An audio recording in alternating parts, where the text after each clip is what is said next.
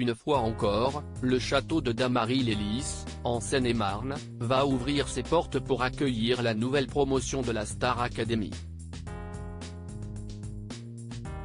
En effet, TF1 va donner le coup d'envoi de cette édition 2023, le 4 novembre prochain. L'occasion pour les téléspectateurs de découvrir les talents de cette 11e saison, qui va succéder à Anisha Joe, la grande gagnante de la dernière édition. Le mystère reste entier, mais ce qui est sûr, c'est que les artistes en herbe sont tous plus talentueux que les uns et les autres. Au micro de Léa Salamé, Nikos Aliagas a fait quelques confidences sur cette nouvelle édition.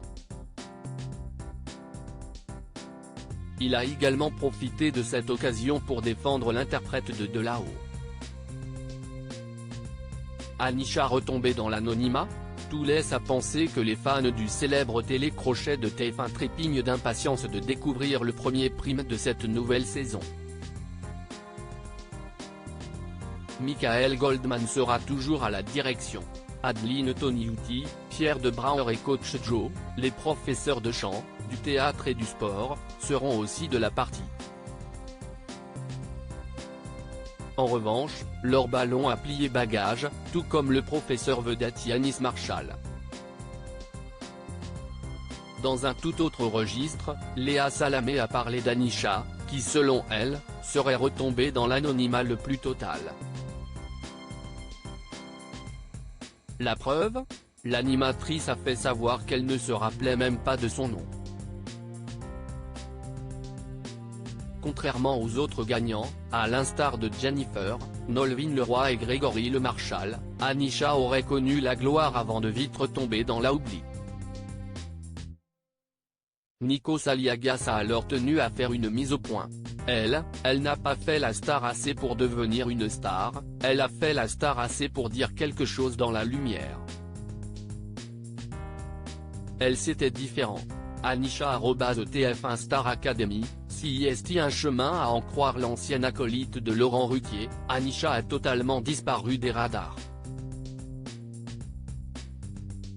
L'animatrice s'est alors interrogée sur la véritable capacité de l'émission de TF1 à former des stars de demain.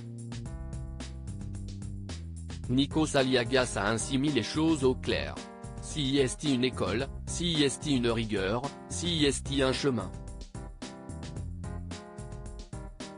Évidemment, tu vas vendre des disques, ou tu ne vendras pas. Évidemment, tu vas faire des concerts où tu n'auras pas cette chance. Mais ça, CIST la promesse, premier degré, mais au-delà de ça, tu as aussi un personnage, tu deviens aussi une personnalité, tout dépend du curseur sur lequel on veut reconnaître une star, celui qui va vendre le plus de singles, celle qui va faire le plus de clics sur Instagram. Après, CIST quel est le contrat que tu peux, si tu peux encore construire un contrat moral et artistique avec les gens et ça, CIST plus long. Et vous, qu'en pensez-vous ?